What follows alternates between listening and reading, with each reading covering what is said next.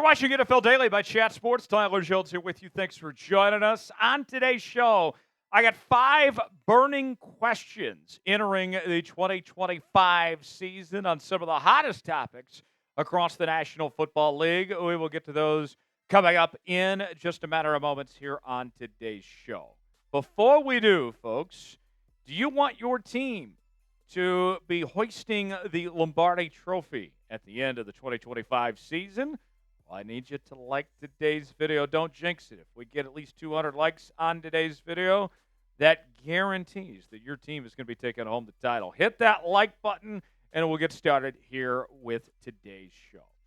The 2025 season is setting up to be a fascinating one with several new faces in new places. The Eagles coming off a Super Bowl title where the Kansas City Chiefs came up short after what has been an incredible run of winning 3 Super Bowls since Patrick Mahomes took over as the full-time starter.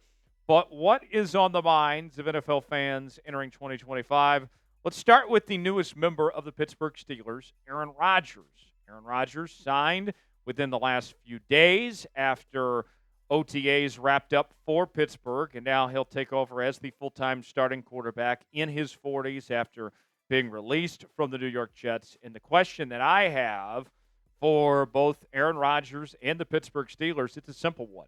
What version of Rodgers are the Steelers getting this upcoming season? And we don't know the answer to that question necessarily just yet until the season itself gets here. I highly doubt, folks, that Aaron Rodgers is all of a sudden going to find the fountain of youth and look like the MVP quarterback that he was just a few years ago in 2021 in Green Bay when he threw for 37 touchdowns, along with just 4 interceptions and over 4,000 yards and a QB rating of 74.1.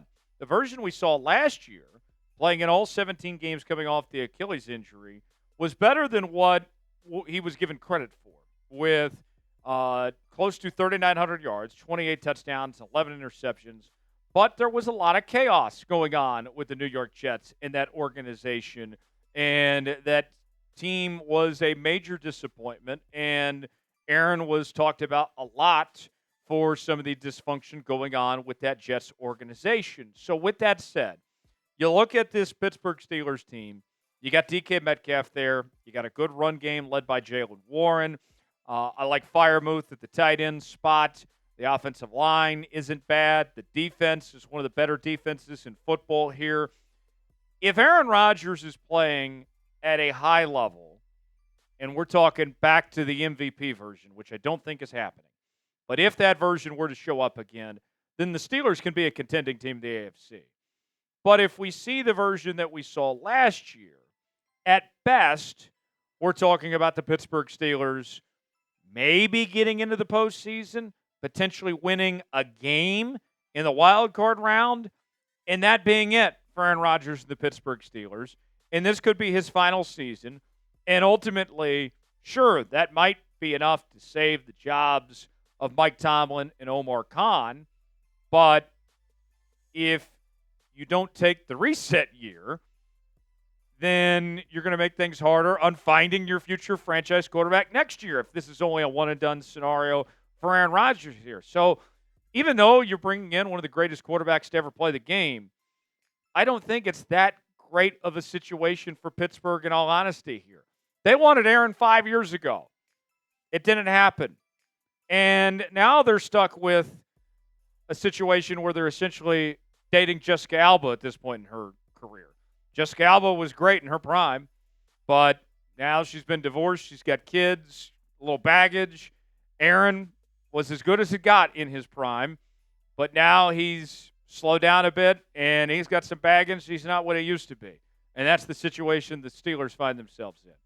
Will Aaron Rodgers have a successful season in Pittsburgh? I think it also depends on how you define success as well. You got 2 options here. Type Y for yes, in for no. Way in the comments section. Let us know what you think. Let's talk Travis Kelce and the Kansas City Chiefs now. Speaking of older players that could be at the very end of the road, can Travis Kelce get back to his old self, and can he go out on top with a Super Bowl victory there with the Kansas City Chiefs. Now, let me dispel one narrative out there when it comes to Travis Kelce. A lot of people have already written him off, saying that he's washed and he's cooked, and the numbers tell a different story. Sure, Travis Kelce is not the tight end that he used to be a few years ago. You go back to 2022 when he had nearly 1,400 yards receiving, 12 touchdowns, and was clearly the best tight end in football, but he is still very good. All right?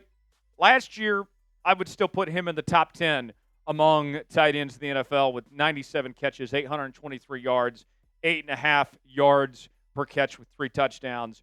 And if you're the Kansas City Chiefs, I think what you can do here to help out yourselves and Travis Kelce is you can't have Travis Kelce any longer be the number one option in the passing game.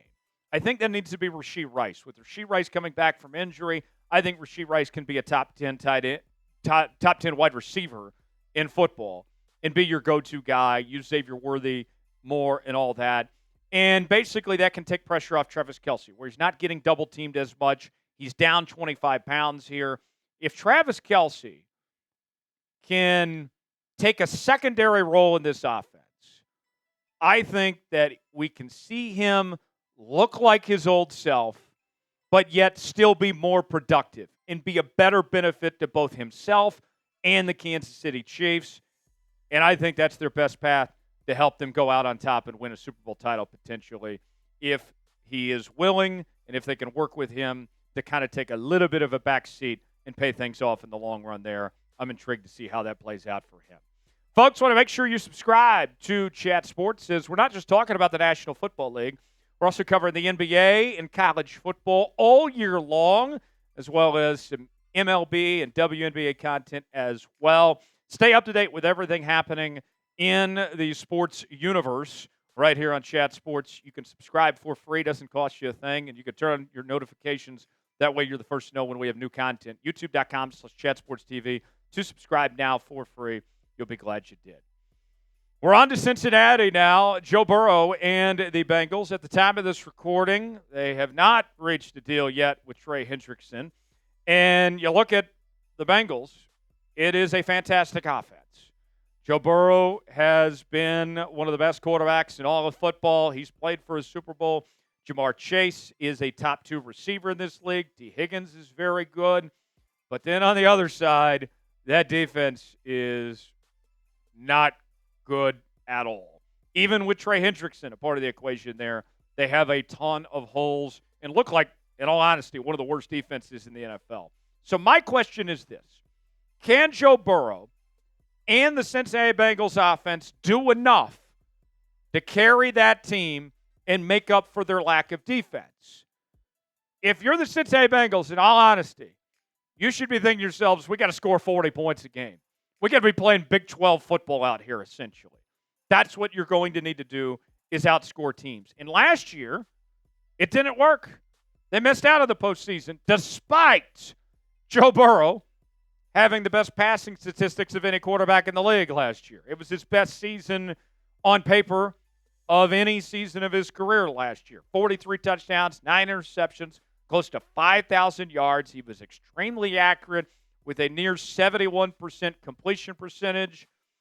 I don't know what the Bengals are doing. In fact, I thought it was silly on their part to get a deal done with T. Higgins before Trey Hendrickson. I think Hendrickson should have been a much higher priority than T. Higgins. I think the offense is really good, but that defense needs help. I like Joe Burrow. I'm a fan of Joe Burrow, but this is not a good situation at all. And it doesn't look like, because there wasn't much improvement, any changes, that barring some guys developing that we're not expecting, I'm not sensing a different result here for Cincinnati. What's the definition of insanity? Doing the same thing over and over again and expecting a different result? The Bengals are doing the same thing again. Great offense, bad defense, and hoping for a different outcome here. And I just don't see that happening. I don't see them making the playoffs where things stand right now. True or false, the Cincinnati Bengals will not make the playoffs in 2025? Type T for true, type F for false. Your chance to tell us in the comment section which way you feel about the Bengals.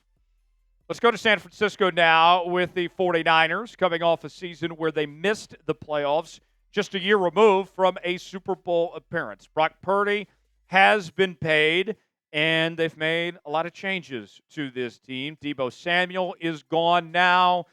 There's some question marks about them potentially moving on from Brandon Ayuk. Trent Williams, one of the greatest left tackles of all time. He's another year older. Christian McCaffrey coming off an injury.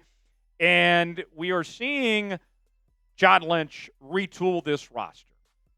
And they're going to have some decisions to make in the coming weeks ahead and, quite frankly, the coming years ahead about how they are going to make this roster work with Brock Purdy here. Because Brock Purdy, at this point in time, and things could change, is not a franchise quarterback. He's not fooling anybody. I like Brock, but he's not a top 10 quarterback in this league. And what the Niners are going to need from Brock Purdy in order for them to salvage this situation of the players that they're about to lose and the roster taking a step back because of the money they're going to pay Brock Purdy. Will Brock Purdy, can they get him to become a difference maker and a franchise quarterback to make up for what they're about to go through and lose? Because you look at the statistics, all right? Brock Purdy's numbers have been good. 2023, that Super Bowl season when they went to the Super Bowl, 31 touchdowns and 11 picks. But that team was stacked. They had all sorts of talent around him. Last year, McCaffrey misses most of the season. Deebo and Ayuk weren't so great. George Kittle's still fantastic. Numbers slipped a bit. 20 touchdowns, 12 interceptions here. So that's what I think San Francisco needs to figure out. Okay, we have gone all in on Brock Purdy. We're investing our future in you. Will they see a return on investment? Right now, I lean towards no. I think Brock was great for a rookie contract. I think almost every team in the league would have loved to have Brock with the production that they got from him on a rookie deal. But as a franchise guy investing all that money, this could be something that Shanahan and Lynch regret in the very near future. Got a great deal we're offering NFL fans right now. Jerseys are on sale. Chatsports.com/NFL jersey. We have all the players you can think of from your favorite team and more. Father's Day, just a few days away. Maybe you need a late gift for dad. Maybe you need to get a jersey before the season begins. Whoever you want to rock with, we got them all at chatsports.com/NFL jersey. Men's and women's options, all sorts of different shapes and sizes available. Go see for yourself now. Chatsports.com/NFL jersey to get yours today. The link is in the comments and the description of today's video. All right, let's wrap up with Dak Prescott. You knew we weren't going to talk burning questions without talking about America's team, the Dallas Cowboys. Dak Prescott has a brand new head coach. Brian Schottenheimer gets the promotion from offensive coordinator to head coach. And you look at Dak, the question I ask, does Dak have the talent and then the weapons to take the next step with the Dallas Cowboys? All right? Dak has been handsomely paid. And you look at what he's done in the regular season. Some might call him a regular season merchant based on these statistics that he showed. He has played in the regular season right up there with the best of the best. But the playoff resume simply isn't there. And the argument that some have made when it comes to Dak is, well, the reality is that he's just not a good enough quarterback to get the job done. And I disagree with that mindset. I've always compared Dak to Matthew Stafford. And Matthew Stafford, when everything went right for him with the LA Rams, when you got him out of Detroit, he broke through and won a Super Bowl. I think you can win a Super Bowl with Dak. The Cowboys have a lot of issues. But Dak Prescott, in his playoff performances, which have not gone so great, are not at the top of that list. Because I've seen enough in the regular season, okay, I believe he can turn it on when it matters. But the talent around him, to me, the Cowboys are interesting in this sense. The offensive line is there. I know some people don't like the Tyler Booker pick, but they've gone young and they've invested in the offensive line. The run game should be better. The receivers with CeeDee Lamb, top 3 receiver in this league. George Pickens, a very good receiver. The offense should be there. The defense, you got one of the best defensive players in football in Micah Parsons. Now can they put it all together? Is Dak going to do his job and take that next step? And can all of this come together? And do they have the head coach to put it all together? That remains to be seen. I believe in Dak, but I have my doubts on some of the others involved in that situation for Dallas. Do you believe in Dak and the Cowboys? How about them Cowboys? Say B for believe, D for don't. How are we feeling about America's team? Tell me in the comment section below. If you enjoyed today's show, like the video. We certainly would appreciate it. I'm Tyler Jones. Thanks for joining us. We'll see you next time here on the channel.